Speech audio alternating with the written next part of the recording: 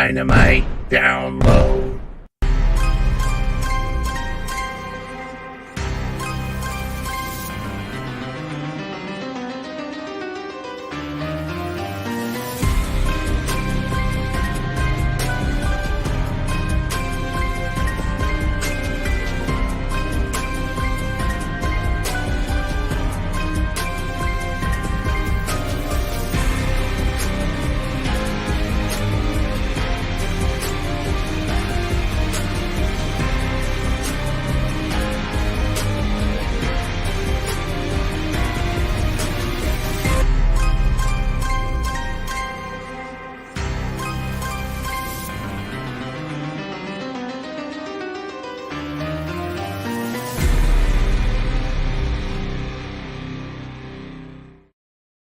Well, hello there, SBD. Welcome, Mind Runner. Cheers. I got my little cerveza right here as well. Cheers. To that. What is up, my big man over there? I am ready to talk some big business. I know it is a big day, and honestly, I'm still buzzing from last night. I mean, It was definitely delivered on all aspects as an overall show. I mean, the landscape has been changing, and officially, I feel like we can almost just take like a sigh of relief and just be like, okay, boom, pedal to the metal, here we go. Yeah. It is full steam forward. I mean, you look at, someone tweeted, I think it was Ruckus, about in the first hour of the talent level that we saw on a show last night was absolutely insane. I mean, 3 weeks in a row, we're getting a full-time Osprey, we're getting Okada, and we're getting Mercedes Moné in AEW, as well as just landscapes changing all over, up and down the card in the roster. Absolutely. And, you think about it, and of course, the joke used to be, oh, ex-WWE guys. Now people are going, oh, ex-New Japan guys. Whatever. No, seriously, though, I feel like we're getting into, we're getting out of the growing pains of AEW, and we're starting to get that feeling back. We're getting the feeling back, bro. And, really, we are. And I think a lot of what was said last night was kind of like, almost like a milestone, like a line in the sand. Revolution was like the season finale of putting 2023 behind us, and all the drama and all the stuff that happened there. Now I feel like 2024 is moving forward in a very positive direction. There was a lot of great things to celebrate about last night. It wasn't perfect. I wouldn't give it a 10 out of 10, but I feel like they're setting up quite a bit, and I feel like we're getting, not only we've got 3 new stars that are going to just really elevate the whole game, but they're also developing. They're going to be interacting with the homegrown stars. There's so many new feuds to happen. There's so much that can be done. I'm super stoked about it. I thought last night was a great way to last night kicked off the new AEW, and I'm excited for it. Yeah, I mean, up and down the card, obviously, we'll talk about the elephant in the room, the big picture of why this was big business in Boston. But just looking up and down the card, I mean, it was a solid card, and so many different things came throughout this. Like pretty much every match had a instant segue to the next match or feud. And so, unfortunately, we're here at Dynamite Down. We are, a positive podcast to talk about positivity and stuff. But there are many times where matches can be just thrown together and give us fans a good feud, and then boom, that's it. Move on. But look at it from top to bottom real quick. Wardlow Joe, boom. You had Swerve come out and just continue that feud. You coming out with the chain and scaring him away. This trios match with the Elite and the Eddie Kingston and Death Triangle. Boom, you got Okada versus Kingston next match. And then you got Darby and Jay White. Boom, you got the split up of the Bang Bang Scissor game. Willow versus Rio. Boom, you have Julia Hart come out and Sky Blue come out, and then Mercedes Moné come out. So there's a lot of intertwine there. The Jericho hook. Now they're going head to head. And so it's like all these just was a continuation, a step forward. And I really enjoyed that part of looking at the card that way and looking the way the booking decision of that.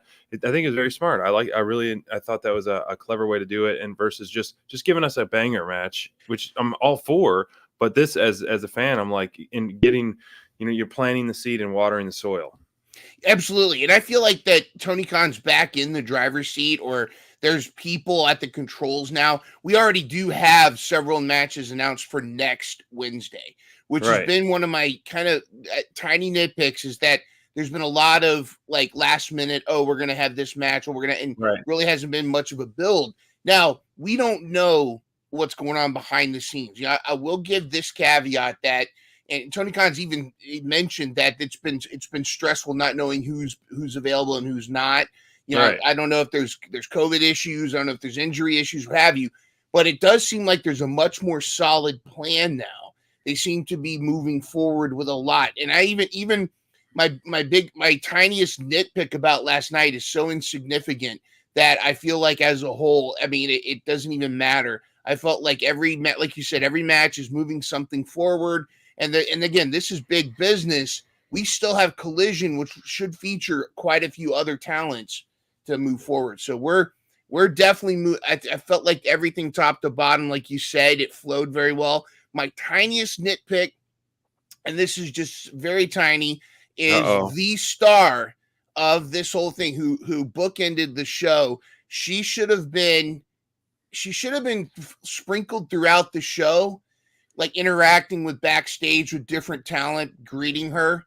You could have even had like and it didn't have to be like setting anything up. Like just have her interact, like have her backstage, and all of a sudden you hear Roddy go, "Mercedes."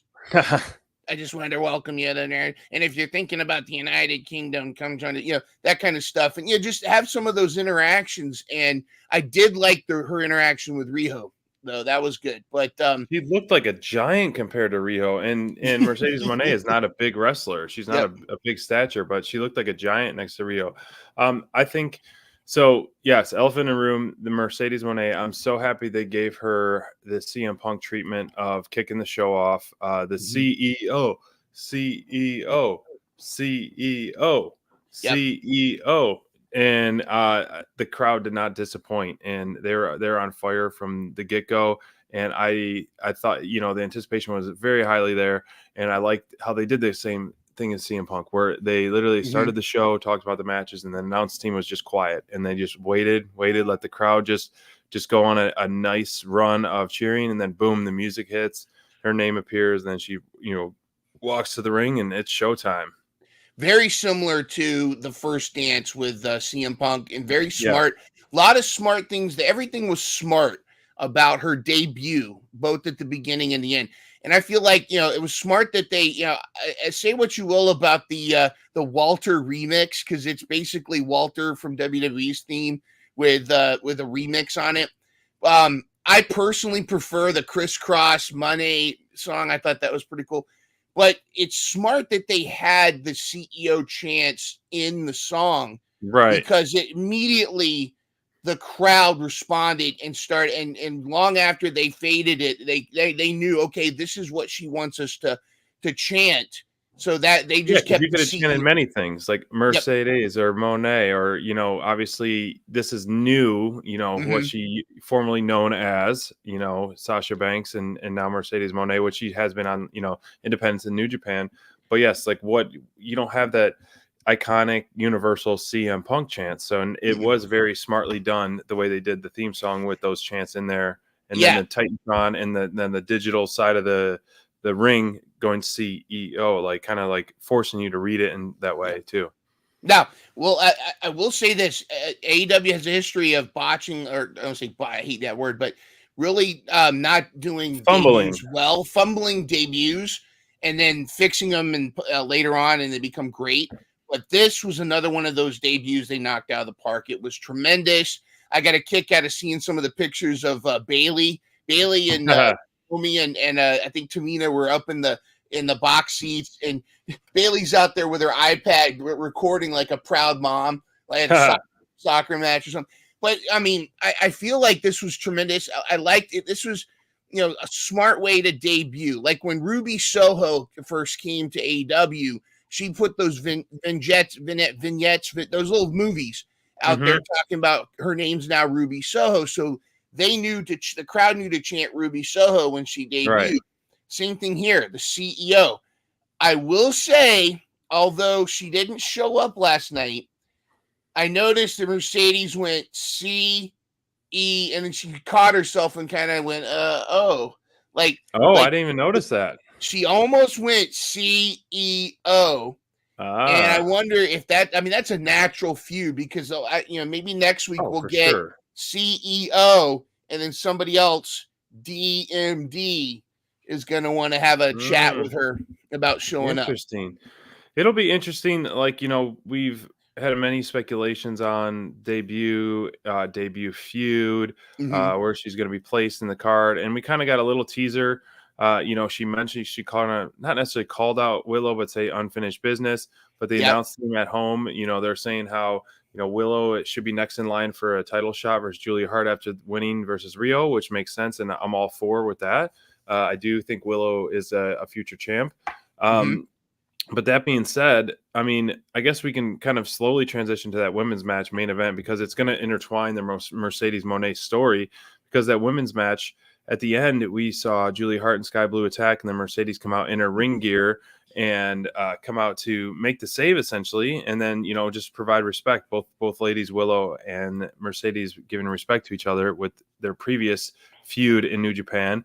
I don't know where that doesn't tell me anything. Like it doesn't solidify that Sasha Banks is necessarily going to feud with Julia. Who? I think the Who? Willow Julia is the right path to take currently, and Yeah. the Mercedes maybe we'll find out Wednesday. Yeah. I think so. She said it herself. She's here. There's so many possibilities. Yeah, I always, I always grumble whenever there's a huge star and immediately they're in a title match. So I think right. the right move is to have Willow go after the TBS title and have Okay. Mercedes in her corner because you don't want to pop that bubble just yet. Because if you're going to put whoever Mercedes first huge feud's going to be is likely going to be with her getting a W.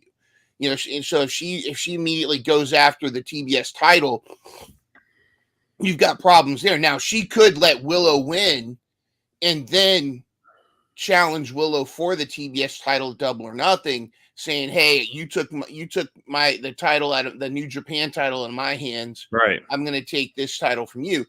There's a lot that you can do, but of course, I want Mercedes Moné versus Britt Baker. I want Mercedes Moné versus Saraya. I want just Mercedes Moné versus Jamie Hayter. There's so much you can do, and yeah, and I think what this is building up to is a Willow Mercedes versus Julia Sky Blue feud, or I hope like not. tag I team personally match. Hope not. Like, sorry to Yeah, cut you off there. no, go ahead. I don't want her to be teamed up. I want this to be a standalone star where she needs to stand alone and give us more depth to the division. Where you're kind of just funneling her into a fast lane of what's going on already. Continue the storyline, Statlander, Willow, that Yeah, whole trifecta, or those four women going back and forth. You can even throw Rio in there still, like mm-hmm. because she went head to head with Statlander and both Yeah, Willow. But then on the other side of the coin, Tony Storm doing the great stuff with Mariah May and Deonna Purrazzo, like that whole feud, and whoever Deanna's partner is going to be, that's a whole that's going to nother be good. quad of or four pack of women there doing a feud. The other one for the TBS, then you have the focus on Mercedes with the possibility of a DMD feud, Mm-hmm. a Serena Deeb feud, whomever feud. Then that's three You're right. separate huge storylines that will really strengthen the division. Iron Mercedes, sharpening iron. you're absolutely right. Mercedes is the storyline right now. You don't Yeah, need to it put doesn't her in need it though. insert her in somebody else's pre-existing storyline. You've Right. got it because that's the thing. It does look like we are going to get that Statlander heel turn. I'm not sure that I buy that conveniently hurt, so she couldn't come to Willow's aid. I think that was a little bit. I think Stokely's finally getting to her. We're going to finally Yeah. see Statlander use the chain. But that's you're right. That Mercedes can kind of be can bless that a little bit with her presence, but then move on to a DMD feud or move on to another feud. I'd like to know and let us know in the chat. I think Deonna Purrazzo's partner is going to be a debut. So I'd like to know who you think that might be. Interesting. I think Okay. it's going to be it's either going to be a return or a debut. I don't think not sure it's going to be DMD. Could be because they know each other. Could be Jamie Hayter. Could be Camille Brickhouse. Ah, Camille Brickhouse has really been teasing that she, after she left NWA, that she's ready for mainstream, and I could see Camille Brickhouse showing up next Wednesday. Or is that it? would be It's pretty Wednesday. sweet. I mean, a That would be an powerhouse awesome adding to the get. division. Yep. Um, as we're on the hot topic of the women's division, give me your thoughts, man, on this match: Willow Nightingale versus Rio main eventing, which was kind of a welcomed surprise of the main event of this match. And I want to echo what you said last week, and how last week's match with Statlander and Rio, how every women's match needs to have the bar set like that. And this was in another example. I mean, I forget the word for word you said, but you could just rinse and repeat exactly what you said.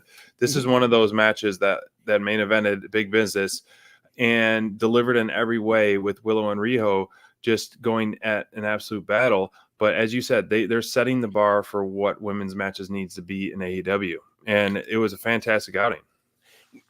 Rio does great with powerful women. This reminded me of when she won the title in the first place against Nyla Rose. I felt this was light years better than that match, but if you've had Nyla in this match, she would be 10 times better than she was back then.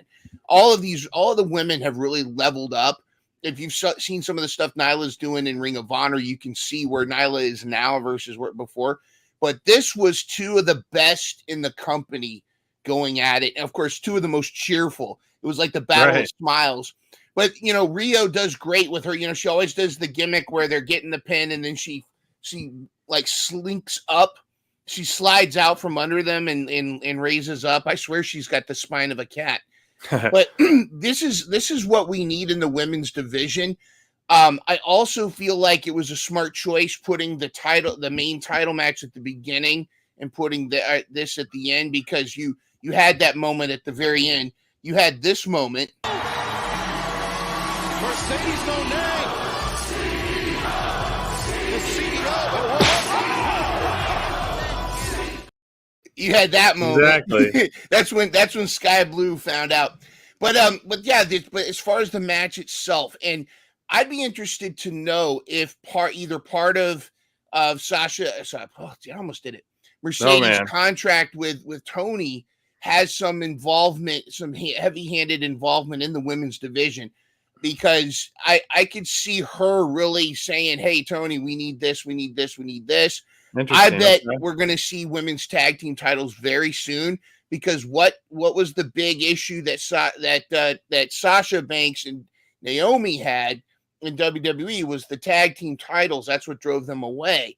So Mercedes, I can see her pushing that. I think it's going to be tremendous. I'm super excited, women's division. I say this with all optimism. There's no excuse now for Tony Khan not to really push the women's division at this point. There's no excuse. If you spend this kind of money on Mercedes Moné, now you really got to put, and they're there. I understand the whole meritocracy thing, but you have talent that can really put on a show. They're there to be used, to be promoted. Now it's time for us to cook. It's time for the women's division to cook with grease lightning. Let's get in that kitchen and let's get the women's division going to where it should be, with the talent that it's got. There's no better time in AEW with a women's roster than now. The depth of the women's roster is at an all-time high. They really took leaps and bounds over the last 6 months. You just need to bring back the core part of the division where it all started. You need to bring back hold on. Yeah. Bless Excuse me, I'm allergic to no, man, there's so much going on. It's you need to bring back the core. And I mean, you really have a home run if you bring back essentially just DMD and Jamie Hayter and really focus on Serena Deeb's back. But and Thunder, I mean, all those women, they are just the backbone and core and the heart and soul of the AEW women's division. And so bring them back, and then you have a home run division, because you're right there. It is on a tee for you. The women's division is sitting there on a tee. you have the best bat in the world, and all you do is just got to take a swing and put your starting lineup in, and it's a home run. Home run, big time. I'm excited. 2024. Let's do it. Let's see what happens. Let's talk about the title picture, or the Yes. title match, the world title match that kicked off the show, which was kind of a surprise the way they kicked off the show, but I actually ended up liking it after the fact. Samoa Joe going head to head with Wardlow after winning his title, winning his shot, being Mr. Revolution that he is. So many high points he's had at Revolution pay-per-views. Wardlow is definitely loves that pay-per-view because he can capitalize a lot of time. But back and forth, this match was a lot of fun. And I think Wardlow, even though he took the L, Wardlow had one of the best, toughest title matches in his career. I think he really showed up last night on Dynamite, and he was just giving it his all. I was firmly convinced that he was going to win, and I know your hot take that he was going to win as well. But I really enjoyed the way he was just battling Joe, and the commentator team did a great job of just saying how Joe hasn't been this tested or hasn't been this beat up early in a match and so forth. And I loved everything that Wardlow gave. I mean, he gave everything in the kitchen sink to Joe, and he was able to hit a lot of his moves. And Joe showed up big. And I think this was one of those iron sharpened iron matches where both guys, even though one had to take an L, but they looked very, very strong in this match and really opened a lot of eyes. And Wardlow did a great job playing the heel in this match too, ripping up a sign and really getting the fans' skin. I have a very nuanced take, and it's going to sound hypocritical, but I agree with you. But I also agree with Brent in the chat here. I felt like it was really good to have a clean ending, like no shenanigans. Because a lot of people are suspecting MJF to return and cost Wardlow the match, which made sense. Some people thought that maybe Adam Cole would somehow be involved and either cost Samoa Joe the match or cost Wardlow the match by interfering, which would have been interesting. But I do understand. I sympathize with a lot of people wondering what's Wardlow's direction. Why, he had this title match, he lost. Now what?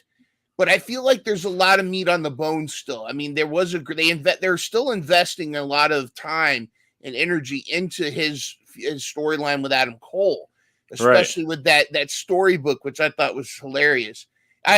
Next time it needs to be like was great. It needs to be like a picture book with the pop-up books or those little golden books. But I think that we're not done with this. I think where you can go with this is you can have Wardlow. Now, Adam Cole could say, well, obviously you couldn't do the job by yourself. That's why you need me in your corner. Right. So you can still push Wardlow. And, of course, Wardlow can now be more angry. I would have liked to have seen a victory, but I understand why not, because we then got the aftermath with we got one of the best screenshots, one of the best clips of this furious Swerve Strickland with a chain in his hand, standing in the ring, and then behind him is not doing the dancing Swerve away. Dance. Yeah, dancing away. The comedic relief. Yeah, that was tremendous. I thought that was fantastic. But I think there's still meat for Ward with this storyline and keeping Wardlow in the title picture. Okay. I don't think it's over yet. I do think it's, as much as I love the guy and miss the guy, I'm glad Hangman's kind of taking some time off or not around right now, because I think that would have been too crowded. But I definitely think that the play, the pushing Swerve with this feud with Samoa Joe is gonna be good. So I agree with you. I enjoyed the match. I'm glad they did a clean finish. I do think there's meat on the bone. But I am cautiously optimistic about Wardlow's future, if that makes sense. Yeah, I was afraid of this. I was afraid this was going to happen. I was excited he had a shot, especially after those fire promos, but I was afraid of the result of what was going to happen after this. I'm all for the clean win as well, but it's just like, when are you, as I mentioned last week, if not now, when? Like, how many times is he going to get that close and lose clean? And I know he didn't tap out. He got, choked out in Samoa Joe fashion. Yeah. It's interesting. And I love the promo with the story time that you mentioned with Adam Cole, baby. But he didn't come out. He wasn't there. He wasn't at Big Business. So it's one of those things. To me, it's like, as soon as I didn't see Adam Cole, I thought one of two things. I'm like, okay, right away, he's not going to win because this whole group is not together. And why isn't the whole group together? They should be together at all times, no matter what, because you're a group, you're a faction. It's like Jericho not coming out with the Inner Circle. Like, that doesn't happen. Like, it does not happen. So I don't know the rhyme or reason of that. Second, I was like, oh, maybe Adam Cole's healed and he's going to come out of nowhere with his devil mask and cost Joe the match, and like, then they're really going to be a dominant faction. So those were the ways I was going with it. But then when the ending happened and then that was it and just over, there wasn't like a beatdown from the UK or anything like that. I was just like, man, I don't know. It was, I was kind of surprised. I was surprised at the ending after a great match. I loved the match. I really did enjoy the back and forth match. It was a battle, and it was just interesting. I don't know where to go, and that's unfortunate. I do think there's meat on the bone, though. And this is this is my cautiously optimistic take. Is I think that what happens now is Adam Cole, like, of course, Roddy and them can now start to talk smack to Wardlow, like, hey, we all have gold, you don't. You couldn't get the job done. And then Adam Cole say, hey guys, back off. That's why he needs us. That's why Wardlow needs us. And so now he, and of course that becomes their next storyline, is Wardlow dealing with that. And you can still keep him in the title picture and have him go on, now he's back at the end of the line. He's got to rampage through a bunch of people to get that shot again. But I think that's where you can go with him and still keep Wardlow going. I agree with both of you. I was surprised that he didn't win. I was kind of hoping this was going to be the moment, but I think there's still meat on the bone. Oh, I gotta take a breath on that one. One thing. Hey, here's to Wardlow though. Let's cheers to Wardlow. Of course, great we're match. Always going to be Team Wardlow, that's for sure. We're Team Wardlow. We want him to win. We want him to win. We want gold around his waist. We want the big gold, the BBB be around his waist. Okay, one of my favorite segments and moments of the night was the Darby Allin Jay White match, which was actually, and overall what happened after the match, even more so. Yes. The match itself, I'm so glad Jay White won and went over, and I think we're seeing the resurgence, kind of part 2 of Jay White, which he needed. As you mentioned before, I think the Bang Bang Scissor Gang, well, as a fan of both groups, I think it was kind of a filler at the moment. Yep. And now we got a clear picture. Maybe they kind of took a step back and realized, okay, it wasn't working. Yes, I feel like maybe they could have stretched it out a few more weeks, but this was a good time to capitalize on one of the hottest baby faces after one of the hottest few weeks he's had, to really, grind in him and really turn, back heel. As much as we were loving the Bang Bang Gang as faces, they're slowly getting over with the fans because of how great they are, and we love them here at DD. But this was a great time for them to kind of stick back to the roots of them being heel. But the match itself, I mean, to me, it was painful to watch. Really, knowing how hurt Darby is at times, I was struggling at times, and the spot at the end, on the apron, as you know how I feel about it. Yeah, there's a fine line between Reckless and Daredevil and wrestling, and he walks that fine line better than anybody. And so I wanted Darby to just reel it in a little bit. I don't need him to be as reckless as he is. He's got good in-ring stuff. He's got good in-ring moves. And yes, the certain coffin drops, but I know that makes him for him. And that's what's really put him on the map and in the business of being that Daredevil, reckless, fearless, crash test dummy. However, I would like to see him take a different approach for a little bit and do those coffin drops, which is fine. But like, the stuff that really just is unnecessary, reckless. That aside, the match and the finish was great. I'll talk post-match stuff after you chime in about the match itself. I have not much to say other than I think someone backstage said, "Gee, Moxley bleeds the most in AEW," and then Darby said, "Challenge accepted." I think that like, especially how he had that pad on the back of. First of all, his sash thing popped open, like you know how when you have a Band-Aid, but like when you're a kid, you have a Band-Aid on, but then as you're running around the Band-Aid, it pops off, but it's still kind of hanging on to whatever. It was like that. It was like he's still running around, and you could see like almost like a packet. I wouldn't have been surprised if he put like a blood packet in there, but I think it was the actual wound. But when he landed on that and it squirted out like a ketchup packet, I mean that was it was rough. It was definitely a rough to watch. But I think storyline wise, this is a send off for Darby to go conquer Everest, right. Like Raz said in the chat, he's rooting for Darby versus Everest. I think we might see him cough and drop off the top of Mount Everest, whatever. But but I think you're right. I think as far as the match, I think it was what Darby could do given what he did at Revolution. I mean, we're still only 2 weeks away from 2 weeks after Revolution. He's still Not pretty even. banged up. Yeah. I think that was just kind of his way of doing a send off.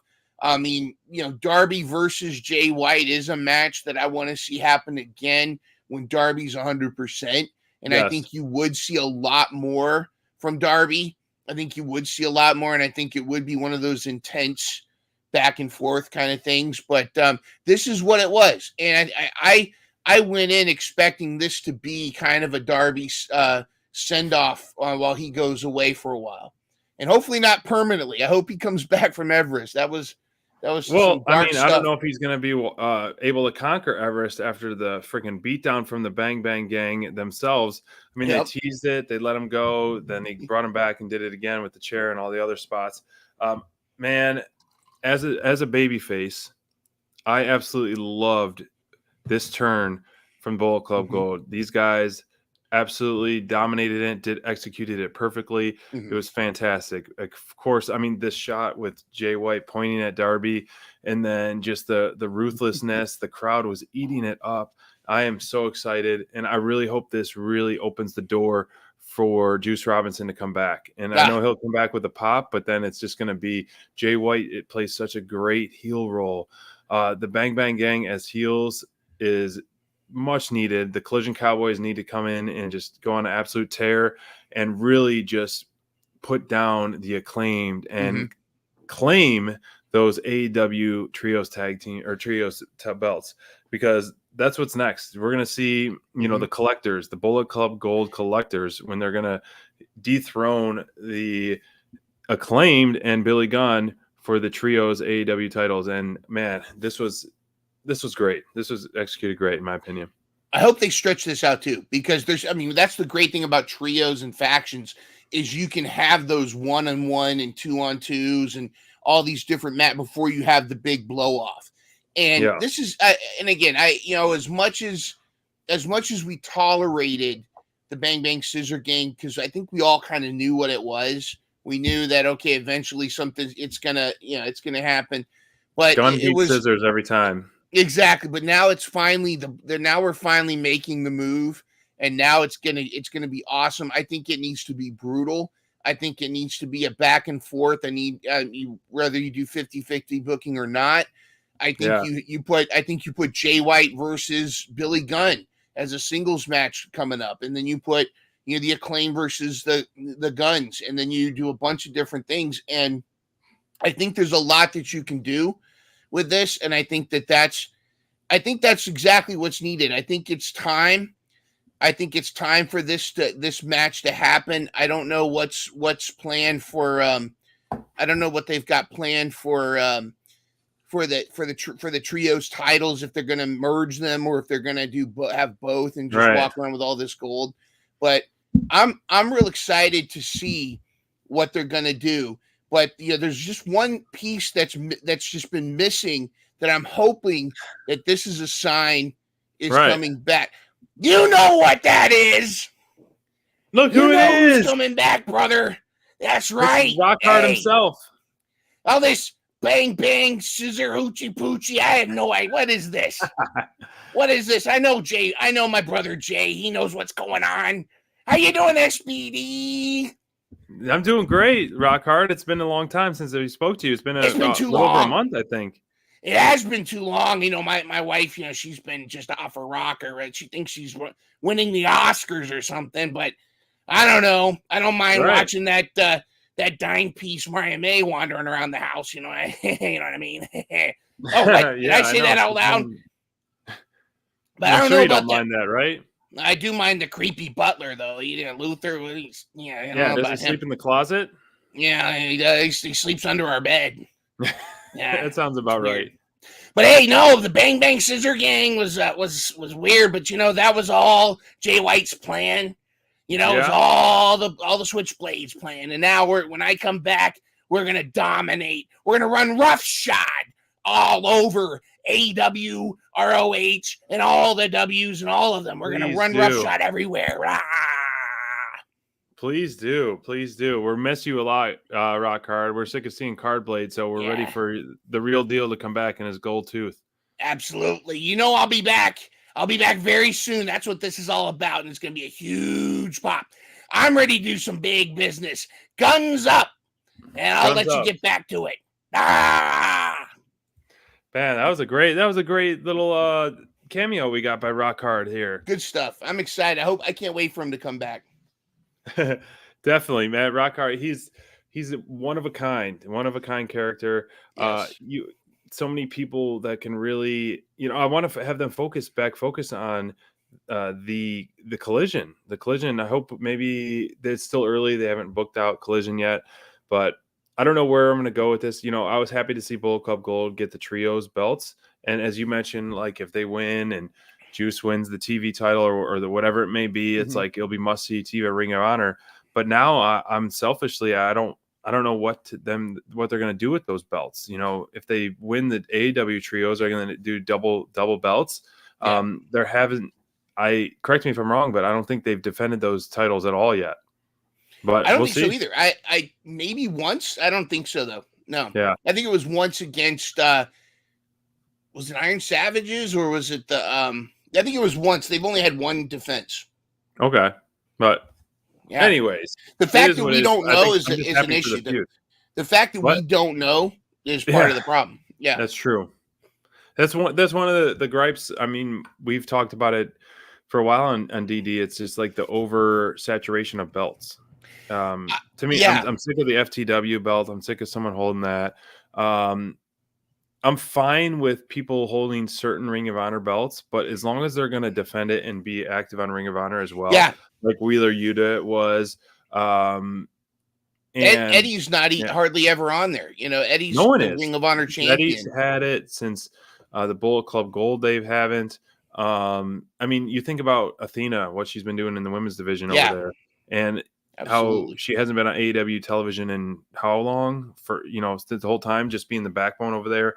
And then Kyle Fletcher, I don't know how much he's been defending that title over there, but if you're gonna cross promote or cross showcase the belt, you need to at least make it an active belt. Don't just make it some dangly piece. But speaking of danglies, trios match. The new Elite versus Eddie Kingston, Penta, and Pac, the returning Pac. I thought this match was, this was almost like an SPD special right here. If you had Ray Phoenix in there, I would have just been the king of marks on this. It's great to see Pac back, of course, and the entrance that he had, the backstage camera little angle that they did that they used to do for him all the time. But to me, who stood out the most of this is Penta and Pac. Those two guys have great chemistry. They have excellent mark spots. They have excellent high spots. And it's so fun to watch the Young Bucks, Matthew and Nicholas, happy birthday to him, just be these heels that are just selling so much. Wait, hold on. SPD, hold on. Sing it.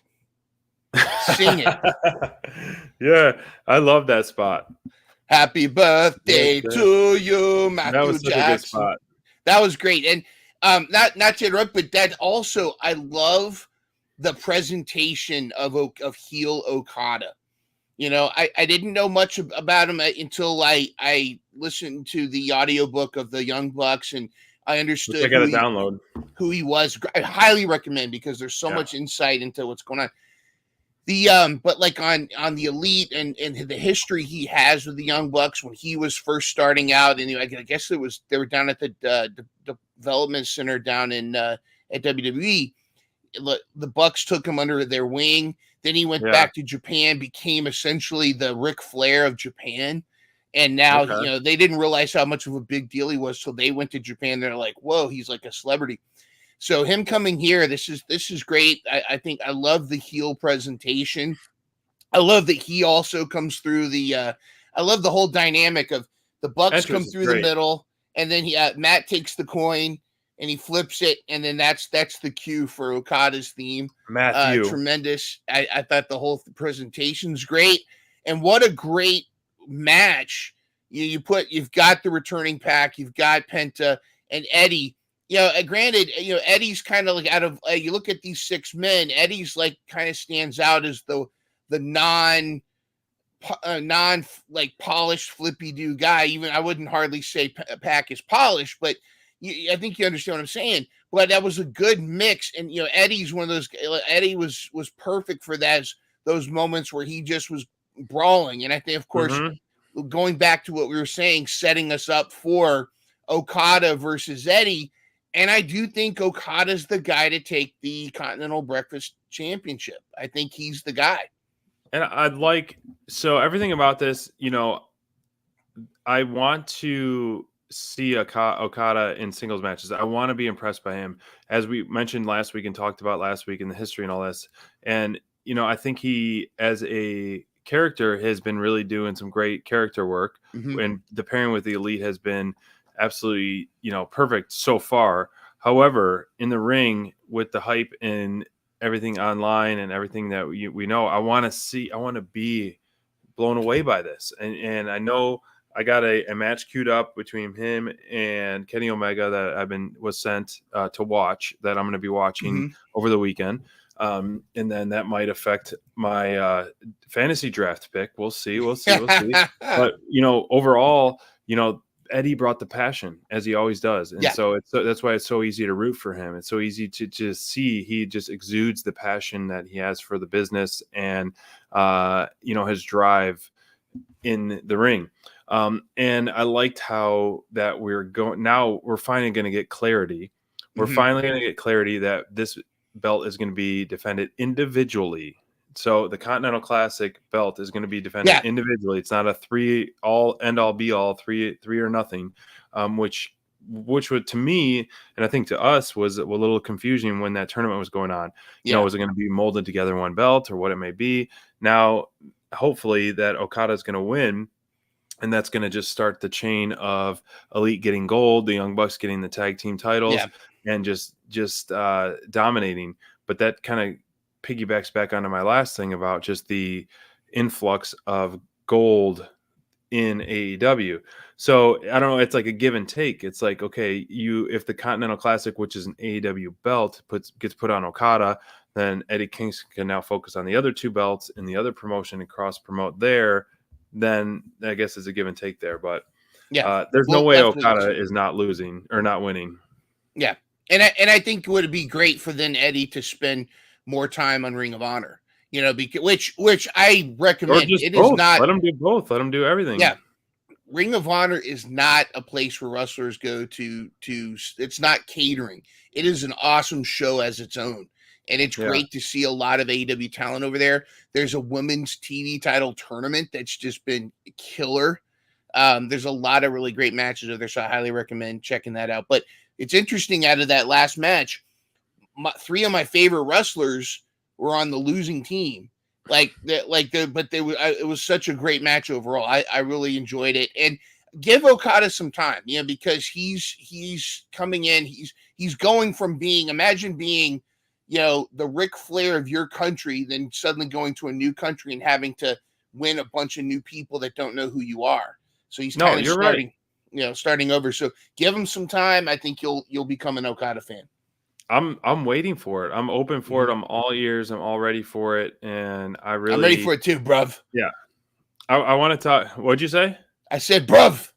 Oh, that brings me to our next thing, because that's what I wanted to talk about. I want to talk about almost I would say an SPD dream match that's coming up. Last week we saw this. We saw the respect giving respect, and Dynasty has its first match. And honestly, if there was no other matches on Dynasty and this was it, I'd pay for it. Period. I would. I wouldn't need any other matches, because I know how much this match is going to deliver with Ospreay and Danielson, two of my absolute favorites in wrestling history, just going toe to toe. And I just cannot absolutely wait. And Ospreay clearly just loves to be where he's at here in AEW, and it's fun to watch. It's fun to see him. He's having a great time. Excellent theme song, amazing presentation, insane in the ring. I mean, total package. Could he be the first overall pick in our draft, which we'll talk about momentarily, our little teaser? Could he I don't know. Could Okada be? Is it going to be Swerve again? Is it going to be Danielson? Is it going to be your boy Orange Cassidy? Who is it going to be? But Will, by God, Ospreay just absolutely delivered a fire promo, and didn't need to, but man, I am fired up for this match at Dynasty. Take my money now. Take my money now, please. And his promo, like a lot of people cut promos. It is about them. It's to put over a match or put over something. Will Ospreay was putting AEW over. Like, he was really getting me fired. Like, he was really getting me fired up about, his whole thing about the feeling is back, and where the feeling is. He's another one of those, like, where you had Mercedes Moné at the beginning talking about it. Now you've got Will Ospreay saying the same thing. I'm raising the bar. We're gonna raise, like, it's like, this is it. This is the excellence. This is all elite wrestling. Yeah. And to me, I hope it's followed through. I'm cautiously optimistic, but Will by God Ospreay is freaking is in AEW, and it's gonna be banger after banger. I hope this builds up to a crucial match at Wembley. Could we see Swerve versus Ospreay at Wembley for the title? I mean, it could be anybody. I mean, at this point, you could put Will Ospreay versus Yukiomo, the doll from Japan, and he would have a banger match. So yeah, I'm so stoked to have him in here, bruv. You know what, bruv? What we should do, bruv, is I think after Dynasty, after our show at Dynasty, or our next show after that, just for the heck of it, predict the Wembley show card. Okay. We'll write it down, and it'll be April. It'll be mid to end April. And like, okay, that's 4 months, pretty much 4 months away. Yep. Let's pick the card if there's nothing set. And it'll be fun. I mean, we'll see how close we are, or see how far we are, or maybe we'll be spot on. We'll you never know. But let's do that. The show after Dynasty, we're gonna pick a all-in card, and everyone else can do it as well.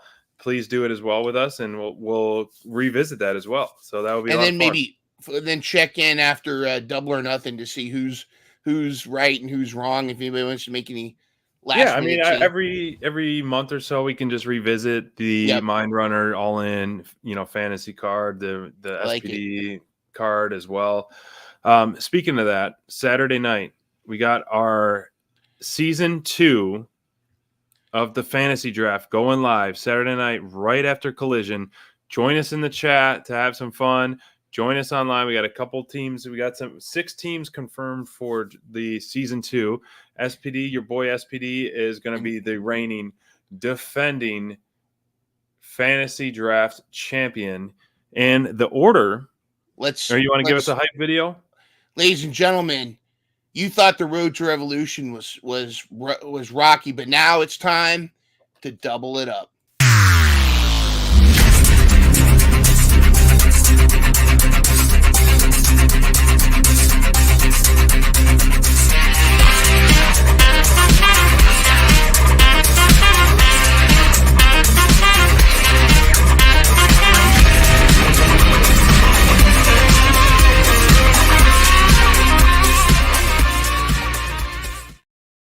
live this Saturday after Collision, spelt correctly. Live after Collision is going to be the Dynamite download Double or Nothing draft, and we already have the official rankings. Everybody's tied, but these are the official participants. We are now 6 participants instead of 4. Interesting for sure. SPD, Mine Runner, Full Tilt Deb, Miss Courtney, Bobby, and Brent Ross are going to be in the mix. One of these will be your new and still. No. Champion. Get it right. It's going to be and still. So somebody's got to take SPD down. Who's going to be? Let us know in the chat. Who do you think should be the first the MVP draft pick? That's right. As we did before, for those of you participating that are going to come along for watches, it was a lot of fun. It was a fast-paced live draft. And once we get on air and just kind of have a little intro and kind of take a few minutes to breathe over Collision, we will do a randomized order. And so once we do that randomized order, we'll take a moment and then we'll begin the draft. It's going to be 60 seconds on the clock for each pick. Each team's going to have 12 wrestlers. And each wrestler is going to get 1 point per win. So it's going to be a lot of fun. And there will be no and new, Brian. There will be no and new this year. SPD made the comeback of the century. Let me see. Let me just scroll through something. Where are we at? Oh, wait. Oh, yep. There it is. Mother effing weep right there. SPD with a 77 points out of that. Now, I don't expect points to be as, SPD's confetti that he loves so much. I don't expect points to be as generous with more teams. It's going to be very strategic with 12 wrestlers. We're adding 3 more after Dynasty as well. So every team's going to eventually have 15, but it's going to kick off at 12. So with the roster being so deep, it's anybody. It's a wide open landscape here with the draft. It's going to be a lot harder to lock in teams, especially trios, which was interesting though, because you had 2 of the biggest trios locked and they didn't give you much at all. I got more from I had the whole House of Black, and they gave me a couple here and there, but I expected more out of that. And to pick a trios on your team is a bold strategy because that's going to be 25% of your team if you are able to make those picks. But let's say if you're first pick overall, you're picking at 1 and you're picking at 12. So a lot can happen in between. Yeah. So I don't know if it's better to pick first overall, if it's better to pick 6th overall. So you have 6, 7 back-to-back picks, a lot of back-to-back stuff or what, but very interesting. I almost feel like picking number 6 and 7 would be ideal because you could then lock in the Young Bucks. You could lock in, a team, but it's going to be very interesting. Is Orange Cassidy going to be the golden ticket that he was for me last season? I mean, who knows? You really have to think too, who's going to get the most at bats? Who's going to give you the most chances at thing? And if someone leaves the company, the person gets to pick a new person. All right. Did you hear that? Period. All right. That's Full Tilt Deb chiming in. Why don't you say that again? I am here to tell you that if someone leaves the company, whether it's on their own or the company shit cans them, that person who had them gets a new person. All right. I got screwed with Andrade and Jack Perry. Now, I didn't like that Kenny got hurt, but I get that. That's fine. But if someone leaves the company, that person who had them gets another choice. All right. Period. FTD promo. All right, that's the FTD rule. We gotta. I understand the frustration of that. I completely do. And in all fairness, I think if you leave the company and sign with another company, I can support that rule. I can support that rule if you do sign with another company in those 2 scenarios. Let's just say there's rumors of, for example, Muro, he's hurt or Yeah. he might be gone or whatever it may be. If he doesn't officially sign with WWE, he's still on your team. There's no replacement there until he is officially in another promo. I think then we can revisit that. If they're officially signed with and they're no longer with AEW and officially signed elsewhere, I think that you can make a mulligan there. But I think the asterisk has to happen. Here's the asterisk on that. And give me your feedback on that. You can only add that person at our midway point draft. So let's just say you get 4 draft picks then instead of 3. That way the pool is still fair. Let's not make that an official rule just yet. Let's just see how the season goes. Simmer on it. And here's the thing. I mean, if it happens, yeah, okay, after Dynasty, it's we're cooking towards Double or Nothing. There's only a few weeks left before Double or Nothing, and I can see that. And I don't see too many people leaving the company at that point. Let's revisit that by Dynasty. Let's see what happens. Okay, sounds good. We'll make that decision at Dynasty. Well, as we're talking about a lot of hot stuff, as that draft show, once again, Saturday night, 10 p.m. Eastern Standard Time, as soon as Collision's over. But tomorrow night, Mind Runner, you got something cooking in the pot too for DD. Yes, I do. And ladies and gentlemen, Dynamite Download is working with Thunder Rosa's Mission Pro Wrestling promotion. And coming up on April 20th is Mission Pro Mania. It's their biggest show of the year. It's basically their WrestleMania. And this is what we've got coming for us in every week around Friday.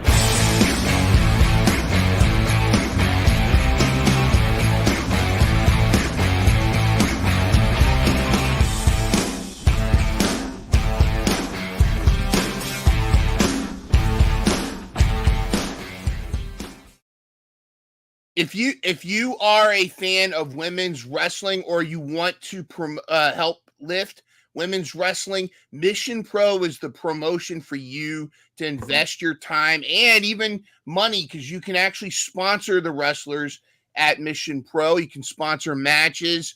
But Dynamite Download is working with Mission Pro, and Friday nights are going to be the Mission Pro Dynamite Download Control Center. And this Friday night, with my tag team partner, Miss Courtney herself, we're going to be chatting with the Tony Schiavone of women's wrestling. She's actually much more than that. But if you don't know who Emily May Heller is, Emily May is going to be chatting with us. She's going to be talking about all the exciting things with Mission Pro Wrestling, as well as her own endeavors. She's got a sideline cooking show she does. She's been all over the place. She's been at WWE, New Japan. She's constantly in the media scrums for AEW. She's a familiar face in all of professional wrestling. We're very excited to be chatting with her. Don't miss it tomorrow night, 9 p.m. Eastern, 6 p.m. Pacific. And we're going to have a lot of cool stuff. And, of course, we'll see if she can face the Fast Five. That's right. SPD's Fast Five. You never know what's going to happen. But that's exciting stuff. I mean, a lot of things cooking this week for Dynamite Download. Big business delivered, and it's got us pumped up. It's in our veins of the new AEW right now. Everything has been just revamped, as we said. We always say over and time again, the landscape has changed, and so it's going to change here at DD as well, because we got our season 2 of our draft coming up. Very exciting stuff. And we got hopefully some interviews cooking in the works as well. So a lot of stuff going on. We want to thank you all. This was a lot of fun tonight. Thursday nights, 9 p.m. every single week, time and time again. We love chatting with you. Everyone who's joined us on X, Instagram, and YouTube Live, we appreciate you guys showing up. Tune in tomorrow as well for the interview, and then also Saturday night. So boom, 3 nights in a row full of DD fun. So Absolutely. We'll wrap up for tonight. This is episode 118. I can't believe it. It's 118 already. Time flies when you're having fun. So, folks, we'll see you tomorrow. If not, come join us on Saturday for a great evening. It'll be almost like a Friday night Flights and Fights. Really, really loose, fun. So grab your favorite cold beverage and have some fun with the Dukes. I like cold beverages.